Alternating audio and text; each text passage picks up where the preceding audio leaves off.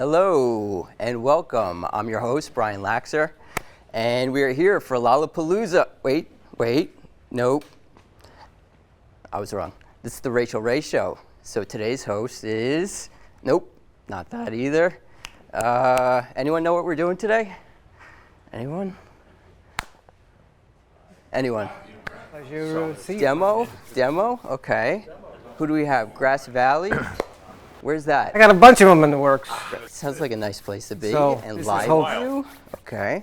Good to meet you. And we're doing a demo today, right? So who's got the hammer? We're gonna break stuff, right? No, we're not. We're gonna demonstrate some TV equipment. So we have two moderators today, and we're gonna kick it off first with George Klippel from LiveU. So George, take it away. Hey Brian, thank you very much. My name's George Klippel from LiveU, and welcome everybody here in the studio audience and at home watching on Facebook.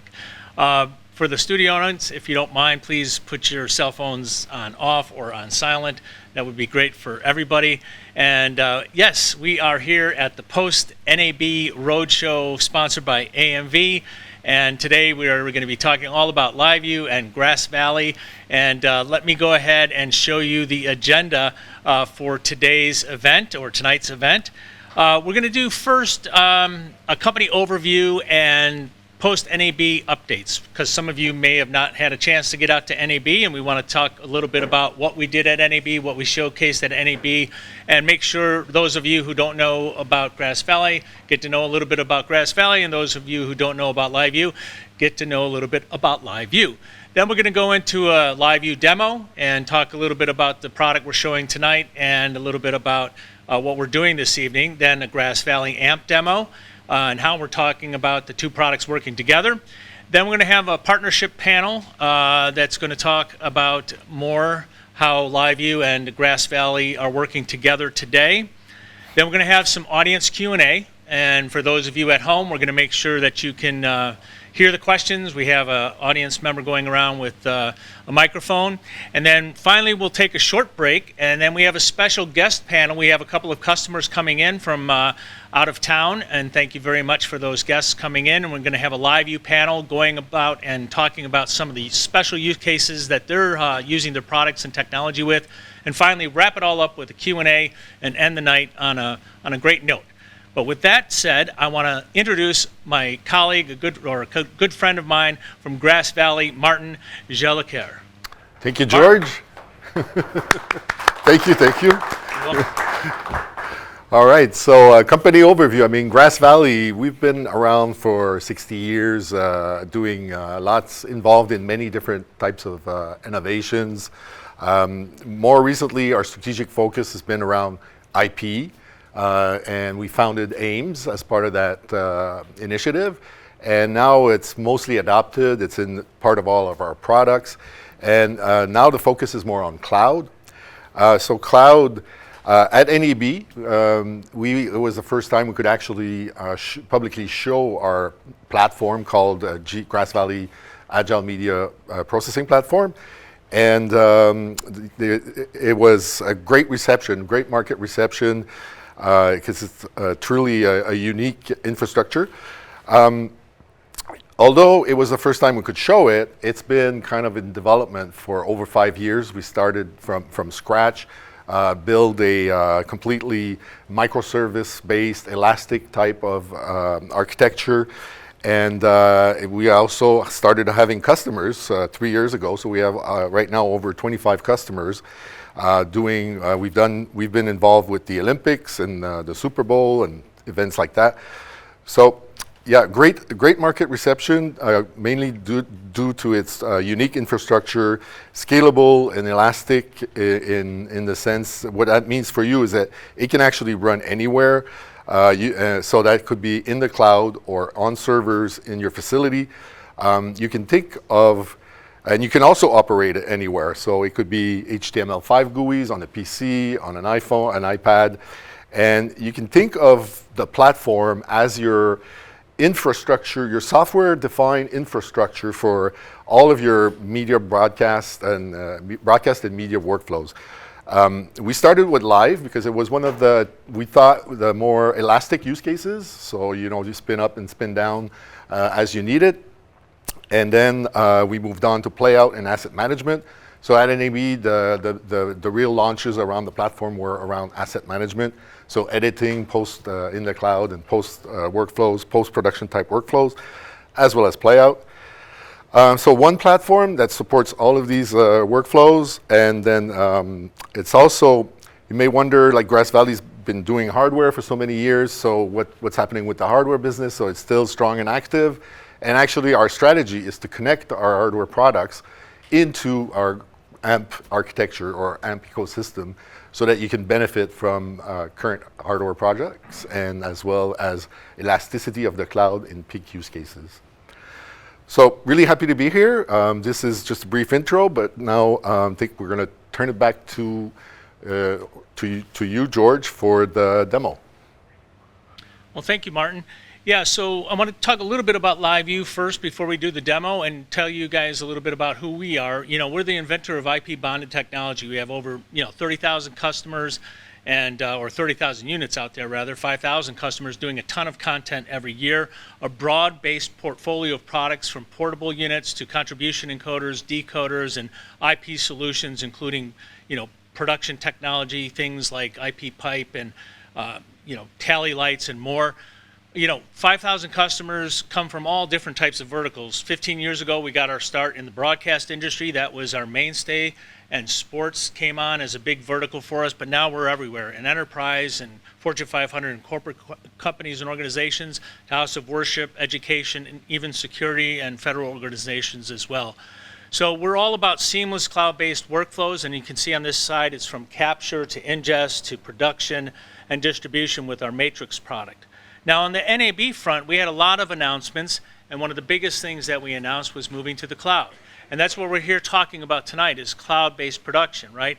And for us, it was, a game changer. For 15 years, we've been doing, backpack productions and on-prem production, really. We've always had a cloud-based workflow, and it's been, an RTMP type of workflow, and we'll talk more about that in a minute, how we've changed that up. But really, we're offering now end-to-end solutions that are based on what we call LiveU Cloud Connect, which is the hub for all things live going forward.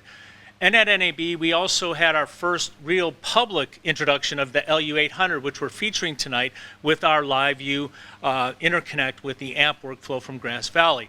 This is our first multi-input encoder that takes either 1, 2, 3, or 4 camera inputs for a wonderful REMI type of workflow, if you will. It's built from the ground up with a 5G workflow in mind.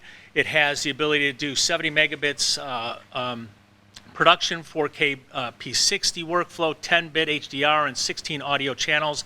And it's native 5G, as I mentioned. It can do IP pipe production, which is controlling, remote IP-based cameras, using PTZ type of cameras from like Bird Dog or other manufacturers, full frame synced multi high quality camera control, and even more. But we also at the show announced a really nice new subcompact or a compact type of encoder called the LU300S that we also have here tonight that we're showing. And this is a 5G unit with 2 internal modems, 2 external 5G modems that can do 4K P60 as well. And this is a wonderful unit that weighs under 4 pounds. It really weighs, I think, about 3 pounds total. But it is dual SIM modems, 2 internal, 2 external. And comparing it to our old 300, this slide right here is amazing. It tells you complete differences. The old 300 model could do just 1080-60. This can go up to 4K P60, 12G SDI, HDMI 2.0. We could transmit now up to 30 megabits per second versus 12 megs. It can do 8 channels of audio and 10-bit HDR, and file transfers up to 100 megabits per second versus 60. It's just an amazing piece of technology that we introduced at the show as well. On the audio side for LiveU, we came out with what we call audio rooms, which is part of our Audio Connect in the audio side of things for LiveU. Now, we've always had IFB on all of our units. Audio Connect gave us two-way comms. We've had our Dante server for 32 channels of audio on the Dante side.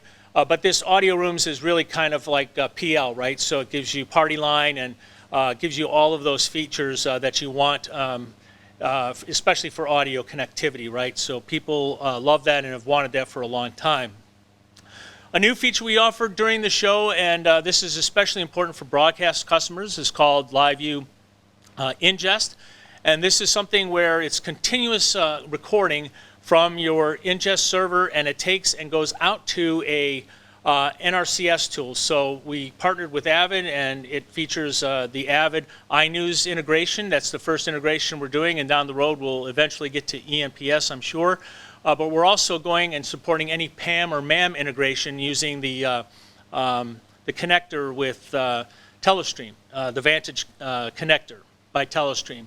So if you're in an integration or using any type of iNews or NRCS integration, you can actually tie your encoder into the the storytelling capacity of iNews. So it's a really tight integration workflow.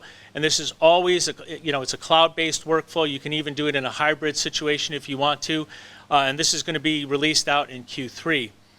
And finally, or not finally, sorry, Cloud Connect. That's what we're going to be talking about tonight and featuring a little bit in just a minute during our demo. It's any live input, any source, including our LiveU Matrix, LU Smart, all of our field units, and essentially any output. In the past, we've had a cloud server that could do RTMP and MPEG-TS. Now our Cloud Connect servers allows us to do SRT as well, plus NDI in a workflow. So tonight we're featuring SRT and NDI going into the Grass Valley AMP system, which accepts all of those different formats I just mentioned.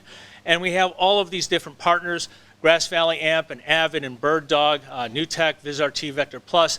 But again, tonight in our demo that we're going to show in just a minute, we'll be featuring the Grass Valley AMP connecting into the LU800. Finally, air control. This is really about simplifying all your live productions. This was our other last announcement that we made at the show. It was built for broadcasters or production companies and people that needed a reliable connection at really high quality bandwidth with super synchronized audio and video. So a lot of people complain to us about, hey, I'm using Zoom and Teams and all of these different video conferencing type of technologies to try and bring in guests from all over the place, and it doesn't work well. It's always cumbersome. So we introduced audio air control, and the use cases is to get rid of all of those other technologies, come into a LiveU environment at very high quality 1080 format with video and audio in synchronization, and it works flawlessly every time, and it's called air control. And that was the last announcement that we made at NAB, so it was really a successful show for us, as I'm sure it was for you, Martin. So we'll move into the demo now, and I want to transfer back to you to talk about the hierarchy that we're doing and kind of set the whole thing up, if you will. Give us the overview for tonight's demo. Sure. Yes.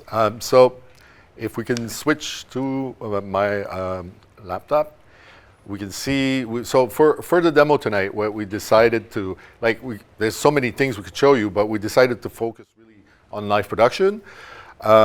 We're also partnering with LiveU. We're getting the contribution, so the feeds from LiveU, from cameras that are in here, the 4 cameras that are in here, and then they're going, as you can see on the slide, they're going through LiveU, through Cloud Connect instance in AWS, and then those signals are then transferred over RIST to our AMP instance, our agile media platform, on which we've decided tonight for this show to run a switching app, so our K-Frame on app, which is a completely software-based version of the K-Frame that is used so much in sports production. And then we could also run replay, audio mixer, graphics, recorder, multi-viewer, and intercom with a partner that we have. And from that instance, back to here is only the control panel and a PC with a browser. So on the browser, we're running a tool that we call Flow Monitor, which offers you low latency, high quality streaming for remote monitoring what is going on in the instance. In the instance, it's all integrated. So all the bullet points you see on the slide, they all run on the same instance as different microservices that you can just spin up and spin down. So control from here to a control surface, a Corona panel, which is the same type of panel we use for our K-frame, physical frame, and remote monitoring on the PC, on HTML browser. So you can imagine that you could run that anywhere, and like I said, you could deploy it anywhere as well, either in cloud or on-prem PCs. It's really, or hybrid, it really depends on the type of model that you prefer. So with that, I'll back to you, George, for the demo of the LiveU. Yeah, thank you very much. Yeah, appreciate it, Martin. Bless you. Live audience sneeze, you got to always say bless you to the audience member. And anybody at home who sneezed, by the way, I'll bless you as well. So what we're going to first start off with on the demo is to talk about LiveU Central, the interface I have up on my computer right now. And that's really where we start with this presentation. So the LiveU Central interface is really where we do all our control and everything else from the system. So this is our web-based interface, and it allows you to have complete control over all of your encoders, decoders, servers, control setup, you name it, users, anything from anywhere in the world you can access this page, which makes it great if you're an admin or somebody who wants to work on it. So you could be in New York with your encoder, and somebody in Florida or another city could be working and controlling this or setting the delay or what have you. And what you're looking at here on this interface is my LU800, which we'll be taking a look at in just a minute in the back of the room. It's got set up for our multicam. We have 4 different inputs going. You can see I've got my shot here, another shot here, and another shot here in our multicam mode. And just to give you a feel for this interface, it gives you a shot of the different units that are available. We have a multicam view that shows another different perspective. We have a view of a map, a geocache map, where you can see where we are. We're located in New York City tonight. But this is where, again, you're managing all your devices, your channels, your users, your groups, video return, audio connect. But it's your control interface, right, as I've mentioned. It also tells you all the details about how your performance is, how your different modems are performing, at what rate, statistics. Everything about this is customizable. Everything, is just, it gives you all the details and everything that you're wanting to do with these different units. But for tonight's demo, again, like I said, if we turn back, if you guys look behind you, and if the camera zooms in on the LU800 back there, we'll give you a quick shot of what that looks like. It's just to the right of that person who's going to be doing the AMP demo next. That's the LU800 that we have connected that we're using this evening. And what we're doing is taking 4 camera inputs, as you just saw from the stage, and we're taking 4 SDI feeds into that unit. And again, it's that multi-input unit that can take 1, 2, 3, or 4 into the system, and then we're sending those out to the LiveU Cloud Connect, and then we can send those out into the AMP, and the AMP will accept any of the formats that we send out. It'll accept SRT, it'll accept NDI, it'll accept RTMP, and then the AMP will take it into their system where they can manipulate it and do anything they want to do to it. And in this case, we have an operator back there that you just saw a sneak peek of, who's going to take it over and do a quick demo and show us what the AMP can do with those signals that we're sending back live right now. So we're live from this LU800, sending it up to the Avid Cloud Connect, back into the AMP, and they're going to take it away and actually show us what they can do. And I'll take it over to Bob. Bob, take it away. Thank you very much, George. My name is Bob, and I'm a demo guy for Grass Valley. I'm going to walk you on a quick tour of what we have here this evening. A couple things I want you to be aware of. Setup was a breeze. Usually we have to ship in not only the panel, but support DDRs and the chassis and all the equipment. What we have here tonight is literally just a PC with a browser and also the control panel going to a switch, and it is controlling a switcher instance called the virtual K-frame on AMP.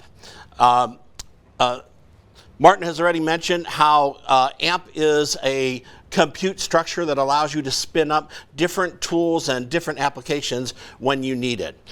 some of those applications in terms of a production switcher are something called a mini mixer that only has 4 inputs and a keyer. You can spin that up when you need it or spin it down.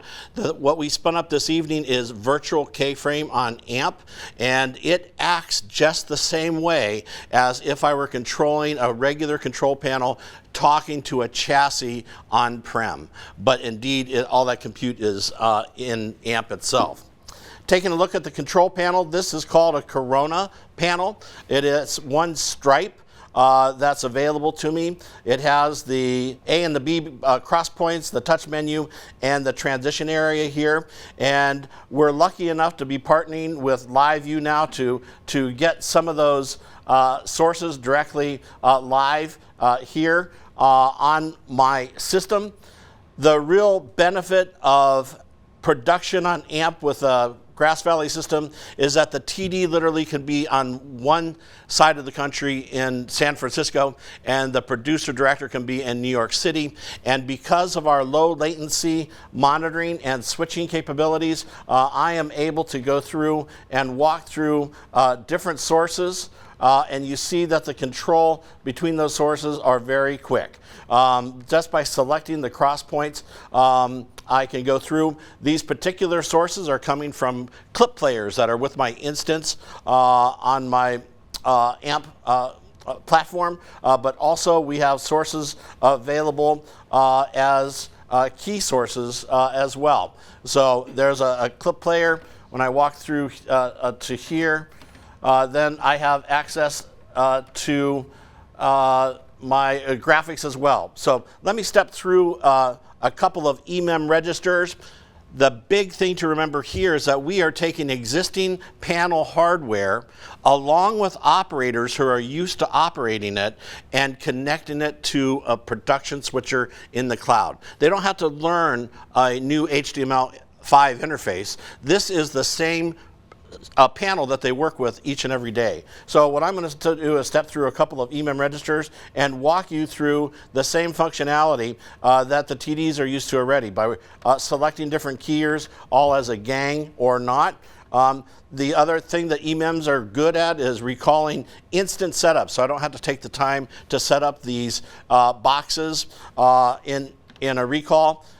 We also take advantage of other web services like Singular Live and also Flowix that allow us to, with a single stream, do a video fill and cut all off of one source. At the end of the day, the operator doesn't really care where all these sources are coming from. It gives me the ability of mixing and matching these sources that are literally coming in from all over the world. And then with the low latency and the low bandwidth required in a flow monitor, it literally allows production teams to work together around the world and have sources from all over the world. But when it comes to regular production, we're able to step through just like we normally would. If I needed to fly back a single box, I could do so. This is a 3ME system. Inside of each ME are 6 keyers, and each keyer has its own 2D DVE. Right now, the count input is 32 inputs and 16 outputs. So it's quite a good size switcher that allows me to do pretty powerful productions. If I needed to fly 2 boxes at a time, then I can do that. Here's 3 boxes pushing back, and then just because I can, I'm going to recall all 6 keys at the same time. Inside of each one of those boxes is the internal image store that I'm using, again, in this same fashion that the operators are used to already. Then I can either fly those off all one at a time, or I can fly them all off all at the same time if I need to. Quickly, if I need also, there is a chroma key built into the system. So if I take away the first chroma key, we see that I have a chroma key over top of a background, and then I put the second chroma key over top of that, and we have that functionality as well. Those image stores that I talked about earlier, they can be used just for stills if I want to, or I can use them for animated replay effects. So as I step through here, then I'm able to run that internal system with its image store to do replay effects as well. So in a whirlwind tour, that's just some of the things that we're doing. The things we want you to remember is that the flow monitor provides now a real working environment so that teams of the production crew can be literally anywhere in the world. And second of all, we're not restricted as to where those sources are. They can all appear as sources and to our instance, and we're very excited to be partnering now with LiveU and taking advantage of the sources that they're able to provide to our production. So, George, that's all yours. Hey, Bob, thank you very much. I really appreciate that. You know, that's a great demo, and I really like how the things are interacting with the 800 and into the amp and the seamless integration, whether it's SRT or NDI. I just love how you guys can take any format like that. So we're adding another person now to the panel. His name is Dan Pisarski, our Vice President of Engineering, and we're going to have a quick discussion with him and Martin, bringing great minds together, always result in good things, or almost always result in good things. I think they will tonight. So welcome, Dan. Thanks for joining us. Thanks for having me. Yeah, absolutely. So even though we're asking you to join first, I'm going to go to Martin with the first question. Martin, you know, why did Grass Valley decide to develop the AMP platform? That's a great question. So we saw that the world was moving to software. So just think Playout. Playout's been software for quite some time. Asset management, that's all software, and Live was also eventually going to turn to different types of software solutions.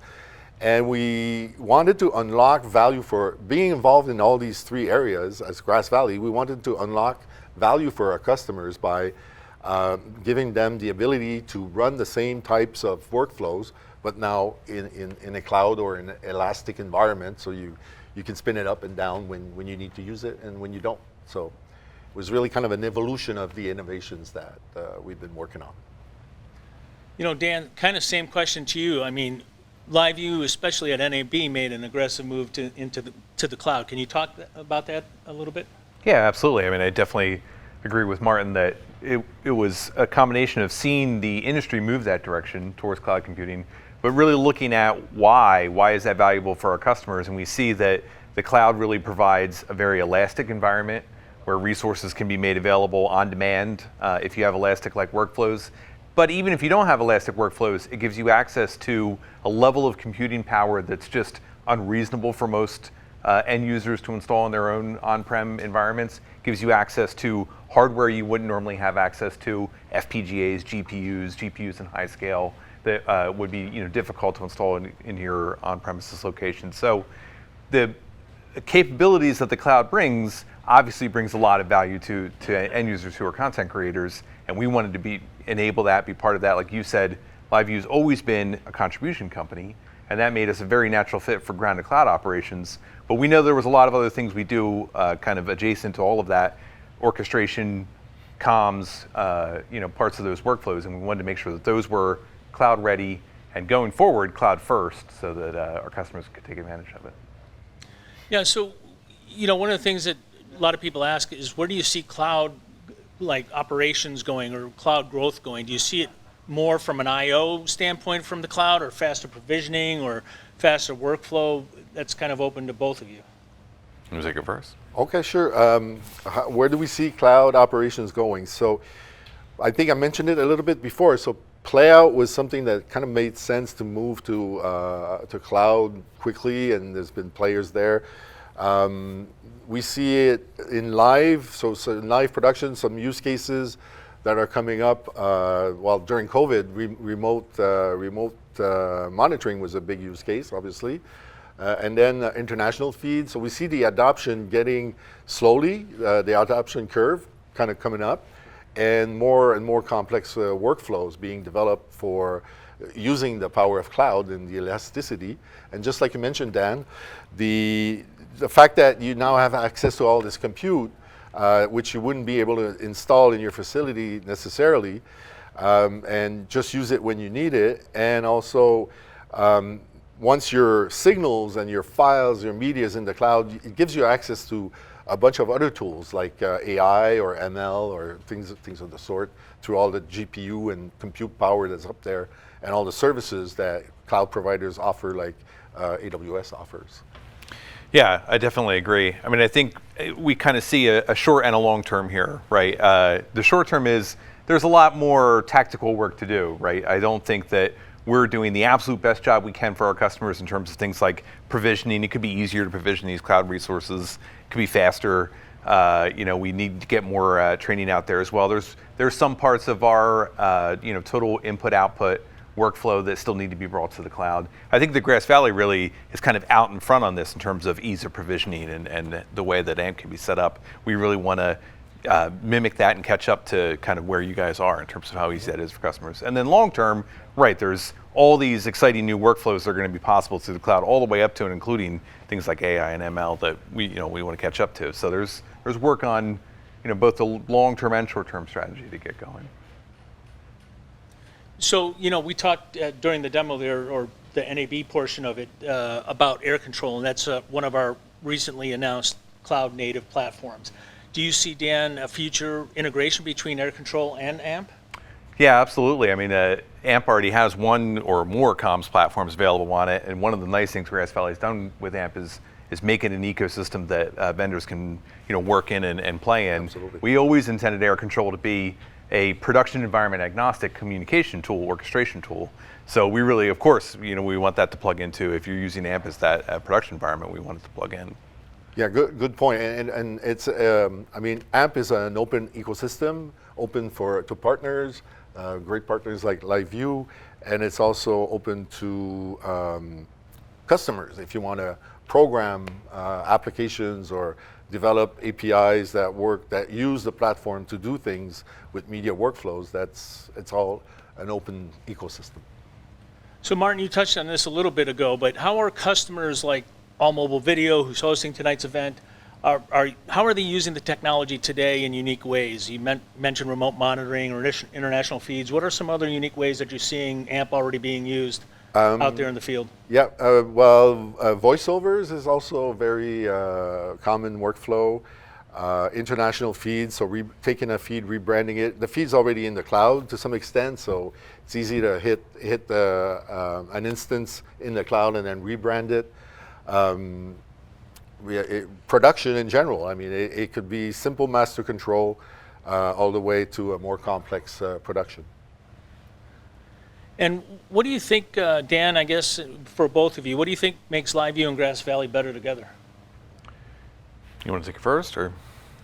Sure. I think what's great about LiveU is the contribution, right? I mean, the small form factor, the packs, and we interoperate at the signal level, and I think we're going to grow that interoperability in the future.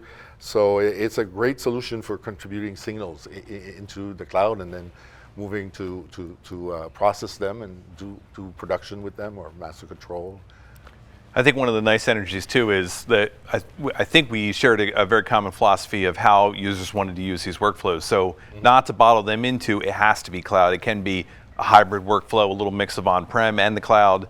It can be a difference of installing an instance in their own private cloud or in a public cloud provider. So we wanted to support customers however they wanted to build those workflows together, and it seemed like that was really Grass Valley's philosophy as well. Yep, absolutely.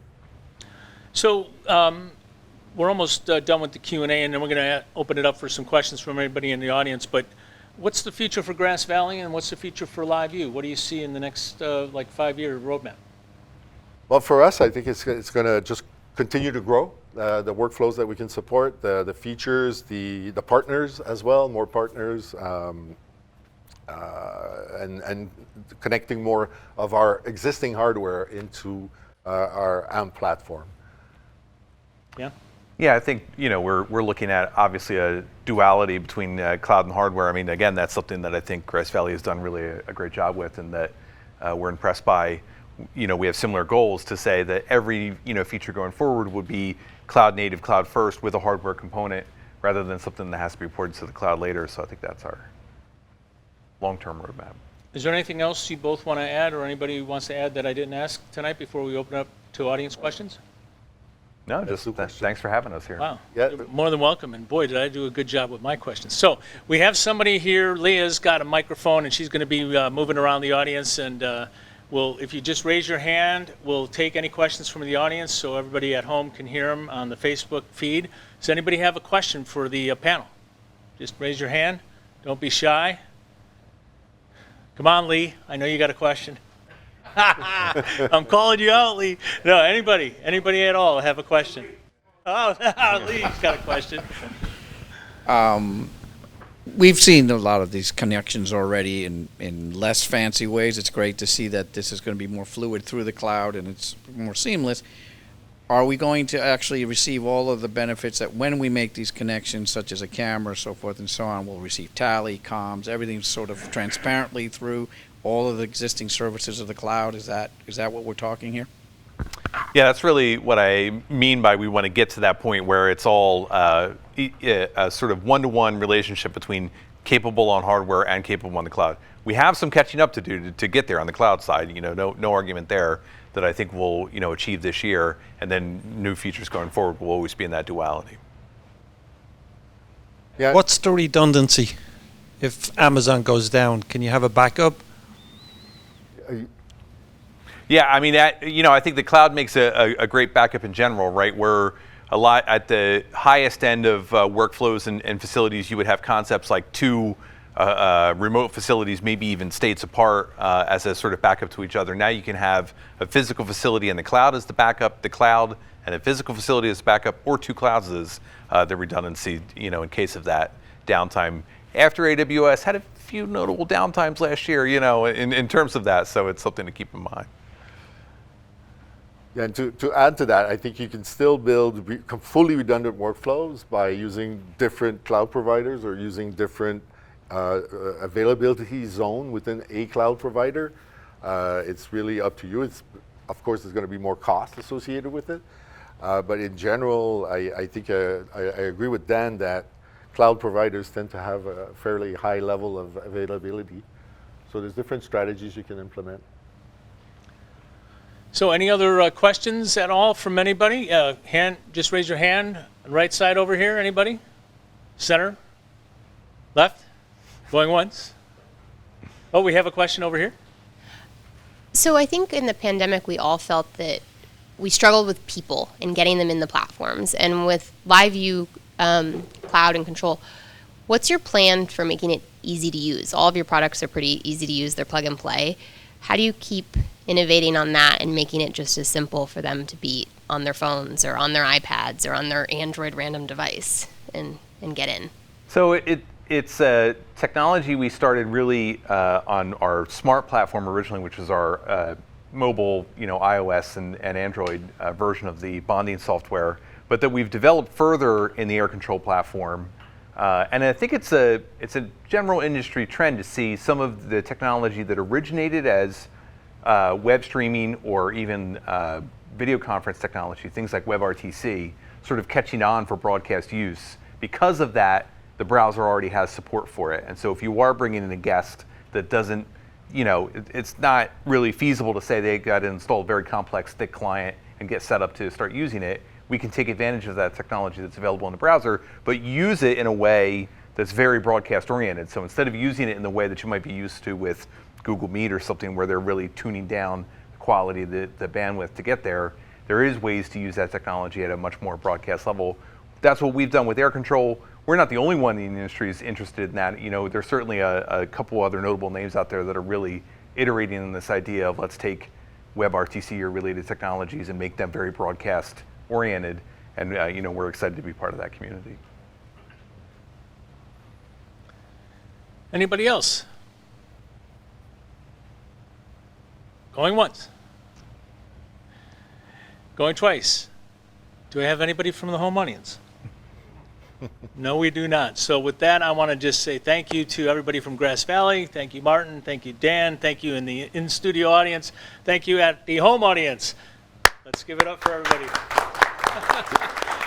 So listen, we're going to take a quick break. We're going to change the panel out to the LiveU panel, which is next. We'll be back in about 5 minutes. And thank you very much for tuning into this one.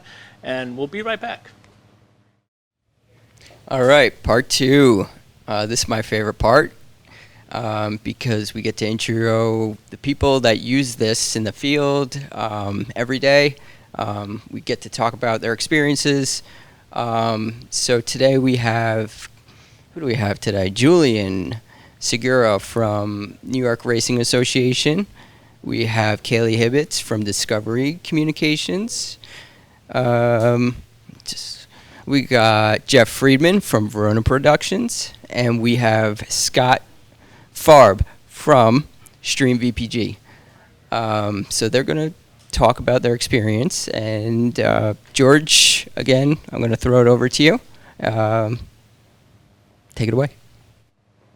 You always forget my last name, who I'm with. George Klippel, LiveU, Director of Channel Sales. Nice to see you again. If you were on the last session, that was an awesome session, wasn't it? Grass Valley AMP, LiveU working together. If you didn't see that last session, make sure to click on the Facebook link to watch that. That was a great session, but this is going to be a good one too. It's a panel session with customers from different verticals using LiveU in a lot of different ways. So it's very, very cool that we have these customers here. Thank you guys all for showing up and being here and doing this tonight. Really appreciate it. So, it's all about LiveU and what we're doing with the technology, what's been happening over the last year or so, a couple of years, and how things have been going. But before we get into the tech and spec and what you're doing, let's just kind of go down the line and talk a little bit about, tell us a little bit about yourself and your company and what you do there. So we'll start at the far end of the table, all the way down there with Scott Farb of Stream VPG. Tell us a little bit about yourself, your company, and what you do. Thank you, George. I'm Scott Farb, president of Stream VPG. We are a live event production company specializing in online and webcasting for corporate world. We've been doing this for 20 plus years, have done 20,000 plus live events all over the world. Everything from live surgeries in Lenox Hill Hospital to corporate IR events to weddings, funerals, you name it, across the board. We actually have a studio right here in this building up on the 10th floor. So everything from studio events to sending teams of people on site, again, from the hospital to people's homes with what's been going on in the past 2 years to corporations where we do town hall meetings and things like that. It's been a very interesting past couple of years. Go back to March of 2020, teams of people all over the world. Again, I actually had we were doing the HIMSS conference out of Orlando, Florida. President Trump canceled it 2 days before the event, and that's kind of when COVID hit everyone and cancellation started. So we went from having crews all over the world to bringing them back here to New York to then figuring out how we were going hybrid and doing all of those things. So again, in regards to what we were doing then, we built virtual studios using LiveUs to bring in everything from pharmaceutical events where we sent them out to KOLs and set them up in their houses, so we were able to do those events, to setting up. We work with Northwell Health here in New York. They're actually the largest employer here in New York State, doing events for them, again, using bird dogs and LiveUs and all kinds of things to make events happen that way. Scott, you're already on to my question 5, man. You went so far deep into it, but that's okay. We'll get back to you soon. Jeff, tell us a little bit about yourself and your company. I'm Jeff Friedman. I'm a tech manager, tech producer. I do a lot of multicam cinema, multicam television, as well as lots and lots of live streaming as well. So really, we've been using the LiveU products for a pretty long time already. And it was one of the things that really helped us through a lot of the things we were doing during COVID, is being able to build out kits with PTZ cameras, send out LiveU, LiveU receives, and then we started using it in like sort of hybrid events. Because I sit in like sort of many different verticals, from like live television to also I do a lot of corporate stuff too. So we were using it as a way to basically marry the two worlds together, like the live in-person event with what's going on, being able to bring in remote speakers, and sort of, taking all of the pieces together. And LiveU is sort of one of my go-tos for transmission. Like if I'm doing transmission, it's LiveU, usually another sort of SRT encoder of some sort, and then, satellite as well. So we usually, so we have complete redundancies on all the things that we do. So, Kaylee, what about you? I'm Kaylee. I work at Discovery, or very, very recently, Warner Brothers Discovery, on the global events side, both internal and external activations. And we are in the same boat. I think we were doing the same thing. We had a system pre-pandemic, so we were using LiveU sometimes. We were using other systems before. And then I think when the pandemic hit, we probably had 2 weeks where we were like, oh, we'll take a break. We'll take it. And then we hit the ground like full force figuring out how we would do it, and what solutions there were, and how we could get things in people's houses and still maintain that quality. And you make it work, and you did. So happy to be here. Thank you. And Julian, a little bit about your background and the company you work with. Sure, George, thanks. My name is Julian Segura, and I'm with the New York Racing Association. Excuse me, out of breath. The New York Racing Association.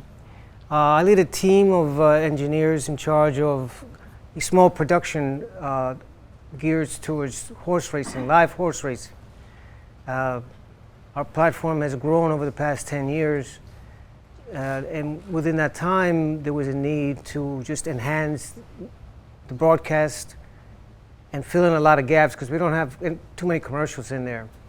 So we started to look into newer technology and ways of enhancing the viewer experience for the most part, and trying to bring in a little bit more of the network side of things to the company.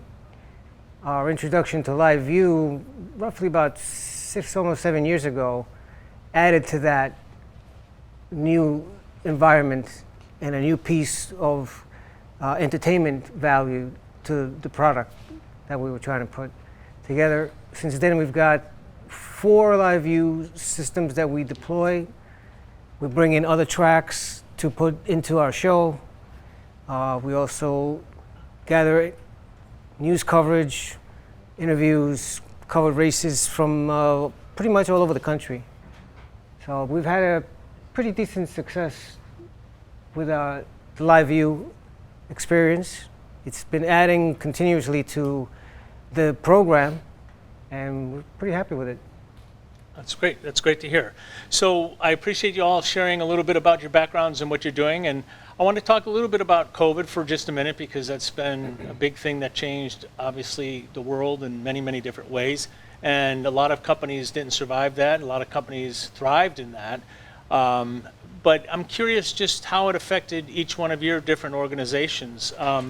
Because from LiveU standpoint, we saw a type of production called REMI, and maybe a lot of you don't know what that is, but it's a remote production that was something that happened, it really started off in sports years ago, really, where you're using your internal production capabilities and sending out remote crews and sending back the production to that internal production facility that you already have, and instead of sending out fly packs and satellite trucks, et cetera, et cetera.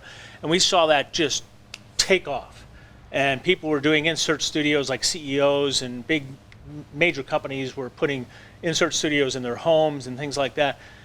Did any of you see that happen in your world? Scott, let's start with you. Did that happen? Did you see that REMI type of production model take off a little bit, or not at all? Or how did that happen or affect any of you guys? Sure. So, from our aspect, again, we went from live event on-site to production to, okay, now we got to figure this out. And again, in about a month, it started to go from, Zoom took off. How do you utilize Zoom? How do you then take that to higher quality, utilizing a LiveU and all that?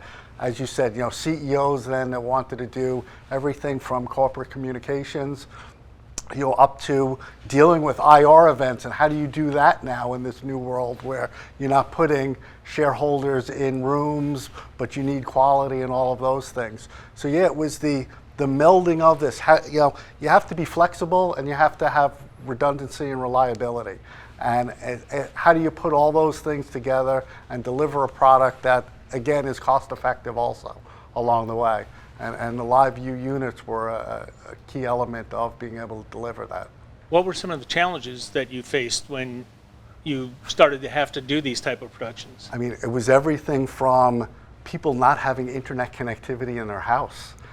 You don't even realize this, but again, how do you get a signal out when there is no internet? To all the way up to, again, how are you mixing feeds? How are you doing all of this when you're allowed to have one tech in one person's house somewhere, and now how do I have 6 of them all over the country and bring it together and now make a professional show out of it?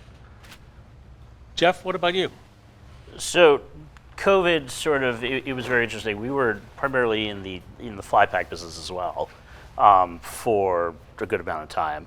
And then COVID hit, we sort of sat around for 2 weeks and we're like, wait, we don't need to sit around. And we started talking to our clients. And we have a lot of clients who are digital native companies, many who you know, where they needed to produce events and content and get things online, and they needed to do it quickly. And the whole thing was that everybody was in their homes. So we had to figure out a way to do that. So, and then we started building out little virtual control rooms. First thing we spun up was vMix, easiest thing to do, right? And then we started using Zoom. That was first thing. And then we needed to go the next step is get better quality and better things. So that's when we started being able to ship out LiveUs with PTZ cameras, and then also be able to have IFB, so we could talk to the talent and get them to communicate. We did a big thing for Viacom very early on for one of their shows, where basically all the talent was at home. This was Love and Hip Hop. It was where Viacom did not even allow us to send a tech or anything to these people. And these people are not technically savvy. And we spent so much time with them, talking with them on the phone, basically to figure out if they even had an internet connection. Mm-hmm. Do they have cell service? Literally, hold up your phone, or are you getting bars on your, and LiveU was one of the great solutions for us to figure that out, because we could take the internet connection that's there, no matter what it was, because we also had the bonded side. So to sort of work those two things together, we managed to pull it all off. I don't know how, but LiveU really is sort of been the mainstay in making this happen and helping us survive COVID, because we changed our business model completely. And now because of that, we've integrated LiveU into our hybrid events now that we're back on site. It's our primary thing for transmission. So all the things in webcasting and live streaming that we've been doing, along with traditional broadcasts, it's such a good marriage of things, really. Kaylee, how about you? Did you see any change like that at Discovery, or did that not affect you at all? No, we pivoted immediately. I think everyone went home. We felt that people were watching our air and that we needed to be speaking to them about what was relevant and what was happening. And we did a few Zoom productions that actually went on air, and it was okay. It was the first 3 weeks. But then we wanted to improve, and we wanted to keep doing those things. And at one point, I was literally on my parents' roof testing a cell phone booster with a bonded cellular unit for how could I put this together, and then how could I walk someone through it who was probably 65, 70. How is he going to do it when I sent it to him in a box and opened it all by himself, because we couldn't go in anywhere. We didn't go into people's houses for months and months and months. And it was amazing to see it all come together. And I think you kind of hit the nail on the head earlier, Scott, when you said it was you needed easy to use, but also reliable. And that is something that LiveU offers. Even just a few weeks ago, I literally threw one of the units in my bag over my shoulder, walked into a venue, handed it over to a random individual, not knowing what their skill set was, knowing that they could just plug in the SDI cable, and then everybody back home or back in our offices could set it up and connect it, and we could have our feeds and our captions, and we got there. That ease of use, we weren't there in March of 2020, but now we are. And I think some of those walls that broke down, some of them build back up, but some are going to stay and gone. And some of it's good. Some of it, I'm sure I'd like them to come back, but who knows? And I think that's an amazing thing, because I think from LiveU's standpoint, we saw everything change, and then a lot of it's staying. Yeah. A lot of it's not coming back. It's staying, especially in this REMI workflow and this at-home workflow and this production workflow. Jillian, on your end, it's got to be difficult for you, because you you had to shut down, right? I mean, a lot of the racetrack had to shut down, didn't it? And you had to stop doing public events, right? People had to stay away, didn't it? It was an interesting set of circumstances. The tracks were obviously closed to the public, yet there was still racing going on. We still had to put a show together. So what happened was we decided to incorporate the live aspect of the production into a streaming service right next to a wagering platform that we have online. So we were still putting a show together. Content was coming in remotely to fill in all those gaps, and that's where your product comes in. So we're able to bring in Tampa, Kentucky, whoever was racing at that time, produce a show, and basically fill it in with the track that we were at. It was Aqueduct, it was Belmont, even Saratoga. So that's how we got past that. And now that it's opening up to the public, you know, it's livelier now. But yeah, we never stopped racing. Thanks to, you know, products like yours and, you know, the commitment from other tracks to basically fill in the gap. So it was interesting. Still able to go live, but you didn't have that same vibe with the people that... Yeah, that was the only interesting part of the entire pandemic episode. It was the lack of people, the void of people. It was, you know, the screaming of the crowd is always there. Now it's not. Right. But yeah, it did impact us at some point or other, but we got through it. It was good. So one of the other things that people have asked me a lot is, you know, they always ask to other users, like when I'm at a trade show or something, is, you know, what do people say that use LiveU today? How has it changed their business? So they're asking almost something that's, you know, can you think back to before you had LiveU, right? And what were you doing and how has it changed your business? So let's just start at this end this time. How has LiveU changed from what you were doing previously? Like we just brought another level of interest to the product. Before, we didn't really do too much remote. If we did anything remotely, we'd come in via satellite or tape segments. You know, you can actually see the pillar cropped.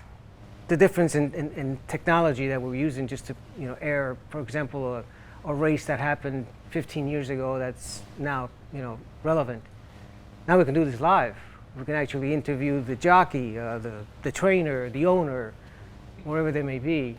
So that brought up, you know, it was a lot worthwhile to see now than it was to just wait for the race to come up and nothing in between. Right.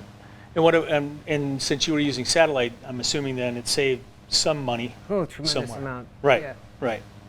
Yeah, definitely. It showed in the numbers, and you're not limited to the satellite space, the equipment, the people that have to run it. Like you had, you basically handed the bag over to somebody, and as long as they plugged in, boom, you're ready to go. Yeah. They see you on the other side, you're in. Yeah. And you're good. Once you get that plug, you're like, all right, I'm good. You can even walk away from it. Like, yeah. Yeah, so that's that was a plus. And Kaylee, what about, Yeah. I mean, from your history? I think it was a confidence and flexibility of being willing to go elsewhere. We could say, hey, you want to do this on the beach there? You want to go and do it from this location? We can do that easily. We don't need the booking and lead time for a satellite truck because we have this little backpack that we're just going to show up with and it's going to do what we need to do. And we're confident that it's going to be stable. I think there's so much fear around live and we don't want to use it in big shows. We don't want to have a live hit from there. But the reality is the technology that you have exists and is stable enough, and I feel confident enough, like standing up and saying, it's going to work. Like, we've got backup plans, and if one goes down, the other one's here, like, we're set up. And I think that, along with it being cheaper, makes it happen. People don't want to spend a lot of money when there's high risk, but they're willing to spend less money when there's also less risk. Like, it worked on both sides. Jeff, do you find the same? So I think to add to that, you know, LiveU is one of those things that we're able to spin up basically instantaneously. Literally, to Kaylee's point, you could stick somebody on a plane, go fly there with a LiveU. I could FedEx it to you. You plug it in, turn it on, and then I take control of it, and then I can do everything I need to through LiveU Central. It's all done. Also the fact of the bonding. That is really what the big play was on LiveU that was a game changer. Because, you have use High Vision or any sort of other, random SRT encoder that's out there. It needs internet. Just internet. There's no bonding solution for that. I own PEP links and a bunch of other stuff too, just so I have internet. But just a single stream bonding solution. And now with the LU800, I'm able to do 4 cameras, take all 4 cameras back and all audio. I pull it back, I de-embed it, and then basically I could mix and do all of the things in the studio that I couldn't do before. So, Does everybody here, just raise your hand, does everybody understand bonding here? Raise your hand if you do. So I want to make sure even the home audience understands it, because, all right, so a couple people don't. So the bonding is, we're taking all the modems inside of a unit, like the LU800 or that has 6 modems, or the LU300 that has 4. And we're taking all those modems, and if you have Ethernet or Ethernet or Wi-Fi, those also can be bonded together. And we're essentially making them connect together into one big fat pipe to the internet, instead of having a single connection like you were just explaining, like on some of those other products. But we'll take all of those and mash them together and give you the best connection you can and the biggest pipe to get out to the internet, right? So basically taking all those pieces and being able to push out a 10 meg stream, Yeah. Without a problem, Right. because you have all those tools in front of you, instead of trying to reinvent with somebody's, cable modem or, because they have 2 megs up, that's not going to help you. But in even other bonded units, they were bigger, they were bulkier, they took more time to set up. LiveU did kind of perfect. Absolutely, bonding. and we were working with another bonded, sort of very similar to LiveU, but the problem was they had no servers here in the United States. So everything they were doing was in Amsterdam. You know who this is. Shame on you, Jeff. Yes. No, I'm just kidding. Because one of our clients wanted to try it, and we were just very disappointed with everything. And really, what would happen is if we needed to add another unit into our control, you would have to call them to add it.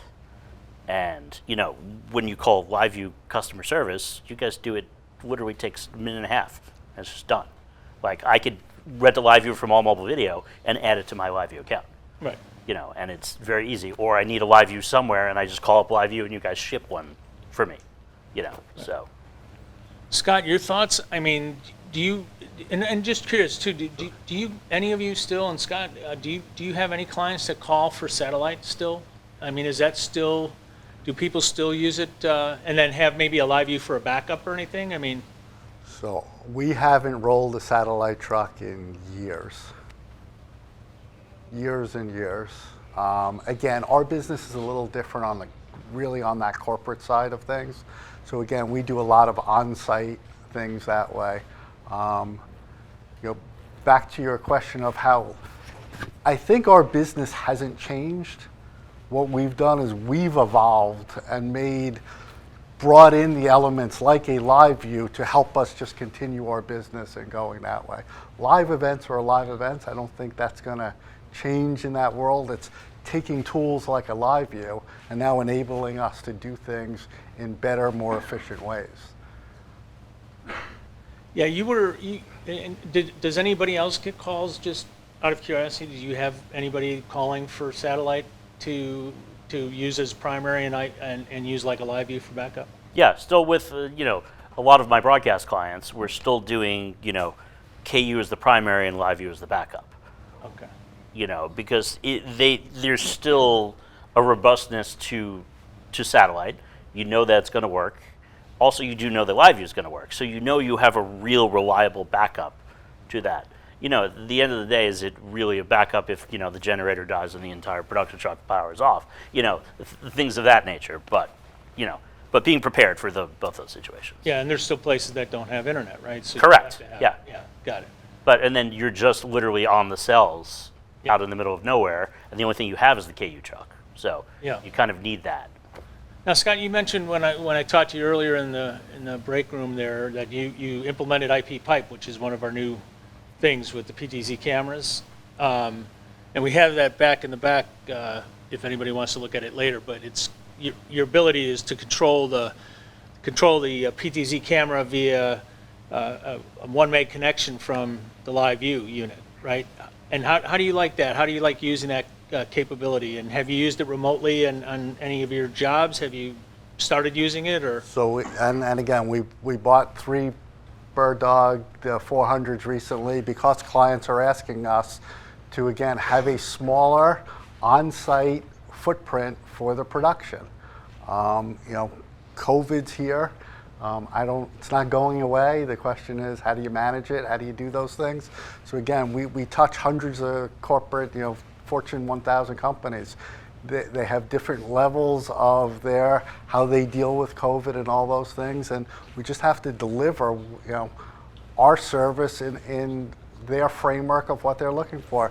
And again, we've had recently, which is crazy because COVID's calmed down a little bit, more of that concern about having 10 production people in a room with them. And, how do you get around that? Again, using, we use the Bird Dogs with your service and are able to either put people outside of there or back in our office here and manage it and, again, deliver the product that the clients are looking for. How many? You go. I'm sorry. No. So how many of these do you deploy, let's say, on a given project? Is it a one per customer or one for site? For camera-wise? Yeah. So we have a 3-camera kit, so it all depends on the event itself. Oh, okay. So, and you can scale up to more than 3 cameras. We have a 3-camera kit, so we can do 1, 2, 3, whatever is needed. What I was going to say is I think that all of us in this room don't like to admit it, but there is a perception about production and low footprint. And I think with COVID, everyone saw that they could do it with less people in the room. And that didn't mean that there weren't more bodies to actually do what needed to be done. In some cases you needed more, in some cases you needed less. But I think certain executives and certain teams or guess talent perform better with less people in front of them, or some perform better with more people in front of them. And that ability to deliver to that perception and say, hey, this is a tiny production with this little thing in front of you and this is all behind the scenes now, I don't think that's going away. Like, I think even when COVID isn't a concern, if it ever isn't, I think you're always still going to get the people that say, well, just put up the tiny little camera in front of me that you can control with one person remotely. And also to that point, like especially with Fortune 500, Fortune 1000 companies, what they've also discovered is, why do you have to travel all these people in when you could easily deploy this kit and have a smaller group, talking to a smaller group in another region, so and there's a lot of that interaction. And IP pipe has definitely been a game changer with being able to control the PTZ cameras, because sort of our first run at it was we took we built out a little mobile vMix rig and we sent that out with like NDI Bird Dog cameras, and we were able to control them remotely. But that took some setup. That also took some explaining. Things that were not intuitive and not easy to do, as opposed to turn that on, plug that in, put it on a tripod, we got the rest. But your viewing environment or your capturing environment is fairly small, right? It's within a room. Typically, yeah. Yeah, Because okay. when you're using PTZ cameras, what is it like? Maybe like a 22 by lens on it too. So you can't really use that for long lens stuff like in horse races. Yeah, scratch that off. Yeah, I think one of the best stories I heard from a production company that was doing a lot of these remote shoots was they made this pack kit, and they used our LU Smart app, which is for the Android or the cell phone.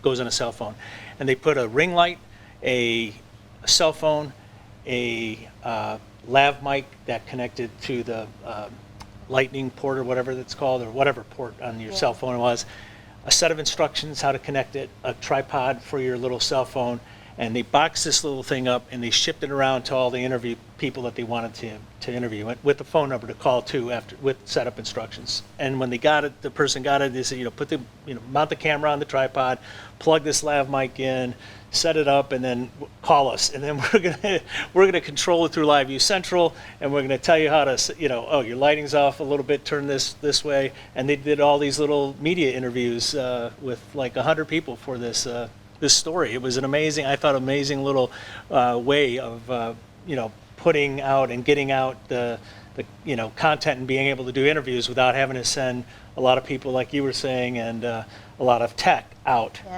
to get into somebody's We were home. also able to tell people on the phone to download the LiveU app. We gave them instructions how to, log into it, and then before you know it, they're live with us. Which is, and because the quality is much better than a straight like WebRTC call. Because if you use a lot of the WebRTC stuff, generally is only giving you 720. Unless you're using like now Zoom with the new, like, if you upgrade the license to HD, and the Zoom NDI stuff gives you obviously a little bit more flexibility than you had before, because the way we did Zoom originally was we took like 24 little Dell Minis and we basically screen scraped everything out, pulled it back into the switcher is how we did it, and then we would do a combination of that and a combination of LiveU. So we're just taking all sorts of different tools that were in the toolbox and putting them all together. Now you can use air control, and you'll love it. I'm really Try it curious out. to see it now. Yeah, but anyway. Every Zoom update bit Yes, you yeah, because all of a exactly. sudden the icon would change for going from the left side to the right side, and you'd be like, I got to change that. So, but just stay on a different technology for just a second. Is there another technology aside from LiveU, just for everybody's education, that you've seen or that you've experienced or found in the last 6 months, or maybe saw at NAB or whatever, that's really changed your life or really excited you? That's not LiveU, that makes a difference in your production or business? Scott? Just the NDI things. That's where everything's headed. Old production world, and we were NDI with, I don't want to touch it. Now I think we're going towards that realm, the ease of use and things like that. NDI, yeah. Yeah, because I think what the game changer has been between SMPTE 2110 and NDI and how that all integrates, it's like, why do you need all the old school hardware I/O for a lot of this stuff? And the same goes for Grass Valley AMP, of what they're doing. It's basically all the stuff that we were early on we were spinning up in the cloud. I needed to make like a vMix instance work, so I loaded it up on a EC2 on an AWS instance, and now I'm able to pull Zoom NDI things straight in and then do a basic 2-person little produced TV show. Yeah. So there are so many new tools out there that I feel like COVID was one of those things that we used to like hem and haw and just wait and beta test and all of this, and we just said, oh, screw it, let's just rush it to market. If it works, it works. If not, it doesn't. And and we've seen all these products through COVID come and go. Like it was like the hot ticket for like a couple weeks, and then we sort of moved on to the next thing. But what always sticks out in my mind is LiveU is a product that was there before. It's improved during this time, and it's still improving to be even better, sort of continuing on. Yeah, I think with the NDI thing, what's interesting is, Dr. Andrew Cross, who's now CEO over at Grass Valley, immediately when he got there, all of a sudden NDI is in the grass world, right? We were Which NDI, I would never have thought. I would have never thought that either, but I think it's great, and we were one of the first NDI adopters early on. I think 2016 we were on NDI as an output, and now we're doing NDI out of the cloud, which is great and amazing that we were able to do NDI out of the cloud, which I just love the fact that we can do that. How about you two? Any technologies that you've seen that, other than LiveU, that have really affected? I don't get out much out of productions? my environment. You don't get out much? Okay, No. very good.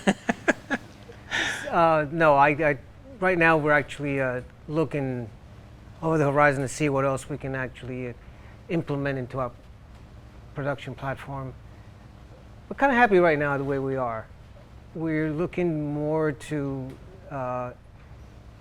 open up a lot of the new features that are now currently available in your environment and explore that before we move on to something else.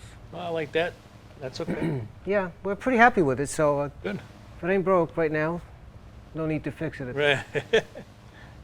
I think one of the parts that I love most about my job is getting to like play with the toys and these things. And recently, and this is like probably prosumer, if that's even maybe putting it for a stretch, but there's this OBS bot little PTZ camera. It is about this big, and it's phenomenal. And we're sending them out to people just to connect at their homes on their laptops and do their stuff. And it puts any Brio camera to shame for Logitech. And the software is easy. It plugs in. The mic is good. And it's like $250 for the entire kit. And they have a PTZ camera that literally sits on the top of their computer. And it's 4K.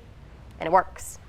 And it shocks me. Like, we bought the first one, and it shipped from China, and I expected it, 1, to never arrive, and 2, not to turn on.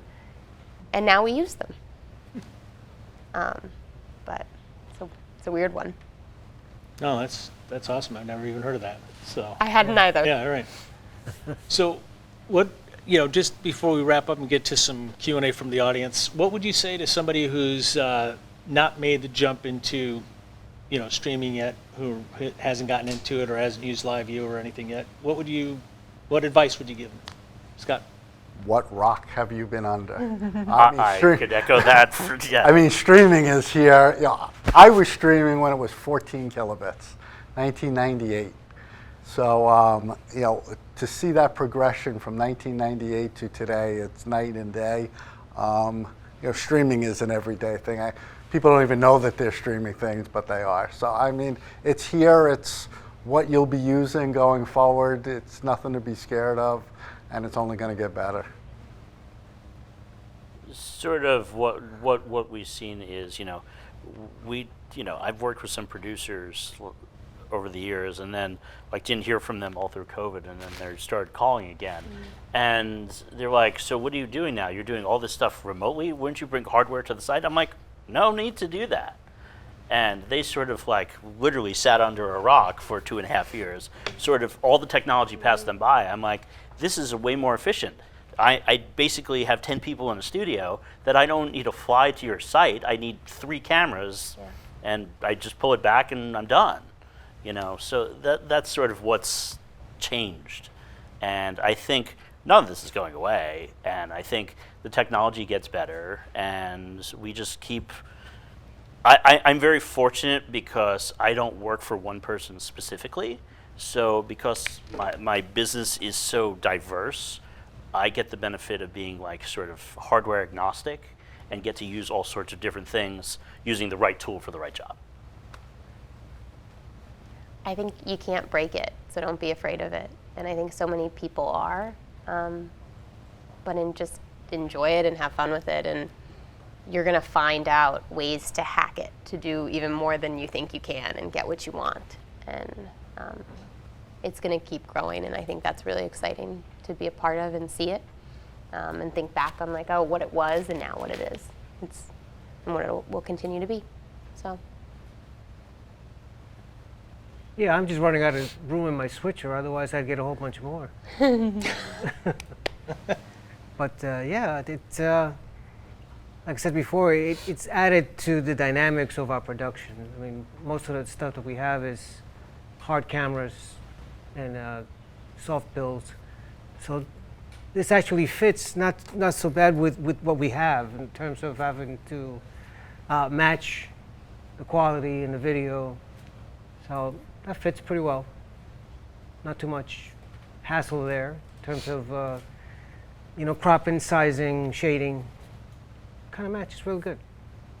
Well, I appreciate you guys taking time out of your schedule to be here tonight. I want to open it up for some audience questions. We have a mic here for anybody who has a question. So if you raise your hand, she'll come around and hand you the mic. So anybody have a question, please raise your hand and we'll get you the mic.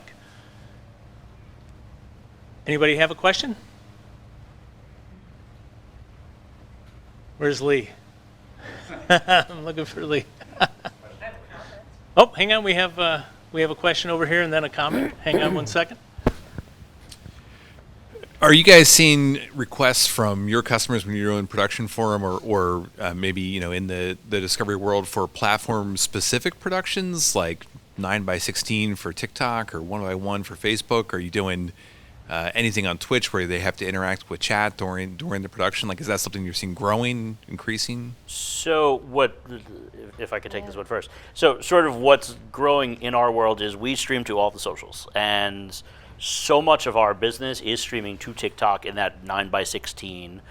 We're also doing a lot of things in IG Live, which either could be that way, or we use the API to basically skin it so we're sitting in 16:9, so you could have all that chat flow there. Twitch, very similarly to basically putting in the Twitch overlays, the HTML overlays, so you can kind of see what's going on. So yeah, there's a lot of ask for that, and how we stream to the social platforms is definitely not changing. It's just getting more complex, and people want to try all sorts of different things natively to that. Mm-hmm. And they want to hit all of them at once. Correct. Like, how are we here and there, and then how do you control more so like the shopping elements on top of it? Like, that's becoming big business, and like being able to control those pieces while also filming and getting it in, like, it's a puzzle. For one of our other clients, that's what we did a lot of, is live shopping experiences. Basically, we're producing it like we produce a regular TV show, aka QVC on the road, is basically what it was, but not only on some internal website, but on TikTok, on Facebook Live, on Twitch, on Instagram. And literally, and to be able to do it all at the same time, and it's crazy. And then when you're shooting a show, right, you're shooting in 16:9, but you also have to concentrate on that 9x16 raster, which you're stuck in the TikTok world. Well, I think about literally, there were some Food Network days when we were thinking about the 9x16. We literally put tape on our multi-view at some point, like. And we don't have to do that anymore. Now you guys have overlays and that happens natively, but like, it just has changed, and I think that is going to change so rapidly. Yeah, grease pens on the. Yeah, like you're going to do it quick, like, and you're going to do it 1 week, and then a month later it's going to be a different way.